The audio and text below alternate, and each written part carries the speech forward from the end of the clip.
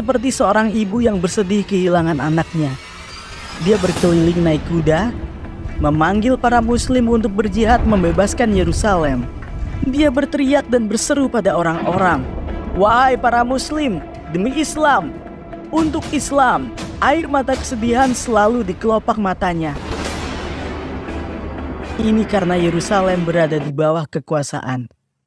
Dia berseru, "Bagaimana mungkin aku bisa tersenyum selama tentara salib menguasai kota Yerusalem dan Masjid Al-Aqsa? Bagaimana mungkin aku bisa makan dengan lahap? Bagaimana mungkin aku bisa tidur nyenyak pada malam hari?" Salahuddin Al-Ayyubi teguh dalam perjuangannya merebut kembali Yerusalem. Namun sebelum memulai perebutan Yerusalem, diperlukan koordinasi yang tepat. Dia dengan tangkas menata dan mendidik beragam pasukan. Memperkuat daya tempur baginya, fokus utamanya ditujukan pada tentara salib negara Latin. Selama masa ini, Raja Yerusalem meninggal dan Guy dari Lusignan naik tahta. Salahuddin menjalankan misinya selangkah demi selangkah. Dia menguasai kota-kota seperti Diyarbakir, Urfa, Harran, Raqqah, Habur, Nusaybin, dan banyak kota lainnya sebelum merebut Aleppo yang memiliki keutamaan strategis dalam jalanan menuju Yerusalem. Sultan Salahuddin pertama menguasai kota Tiberias. Tiberias punya nilai strategis yang signifikan. Tujuannya adalah memancing Raja Yerusalem dan tentaranya ke Hittin dekat Tiberias di wilayah utara Palestina. Ini karena dia punya rencana yang bisa mengubah jalannya perang di sana.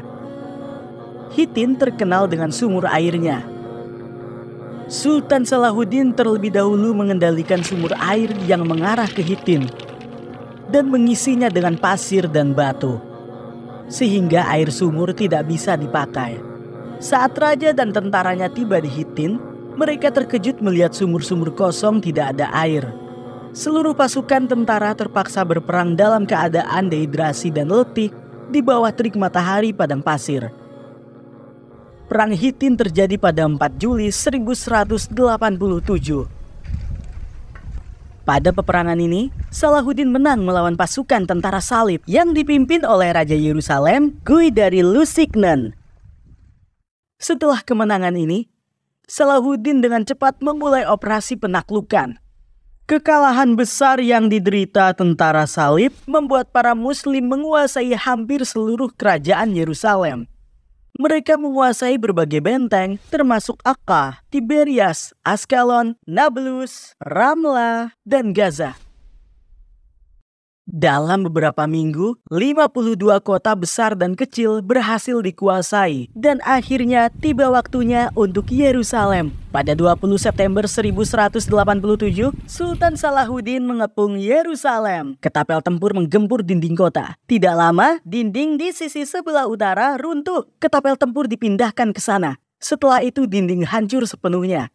Meskipun tentara salib berusaha melancarkan serangan balasan, namun mereka gagal. Semakin jelas, mereka sudah tidak mampu menguasai kota.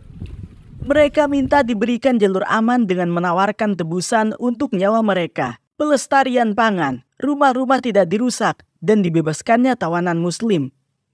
Sultan Salahuddin menerima syarat tersebut karena beliau ingin keamanan para tawanan muslim dan menghindari korban semakin bertambah karena peperangan. Pada kesempatan baik hari Isra Miraj, 27 Rajab 832, 2 Oktober 1187 pada hari Jumat, Yerusalem berhasil direbut kembali. Kemenangan Salahuddin Al-Ayyubi tidak hanya di ranah militer. Kemenangannya menandai dimulainya negara yang sistematis dan progresif. Di bawah kepemimpinannya, banyak dibangun madrasah, rumah sakit, dan masjid. Pada masa inilah puncak ilmu pengetahuan di dunia Islam. Banyak cendekiawan di masa itu yang datang ke wilayah-wilayah yang dipimpin oleh Salahuddin. Melalui dukungannya kepada para cendekiawan, dia mendorong peningkatan dan kemajuan pengetahuan yang signifikan. Banyak cendekiawan dan pelajar yang menghasilkan karya selama masa ini. Pemerintahannya berfungsi sebagai cahaya penuntun bagi banyak negarawan yang muncul setelahnya. Pada 4 Maret 1193, hidupnya yang mengagumkan berakhir. hamba Islam yang setia ini menghembuskan napas terakhirnya di Damaskus.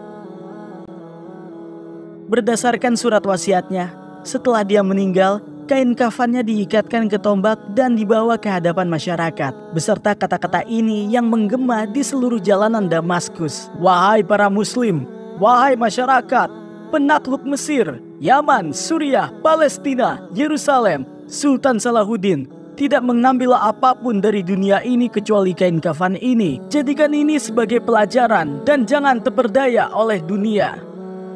Dia punya tujuan hidup yang menjaganya sepanjang hidupnya. Dia tunjukkan pada kita bagaimana muslim seharusnya menentukan tujuan hidup. Jantung yang berdetak untuk Allah, jantung yang berdetak untuk menegakkan keadilan di dunia dan menghadirkan keindahan Islam bagi mereka yang tidak sadar.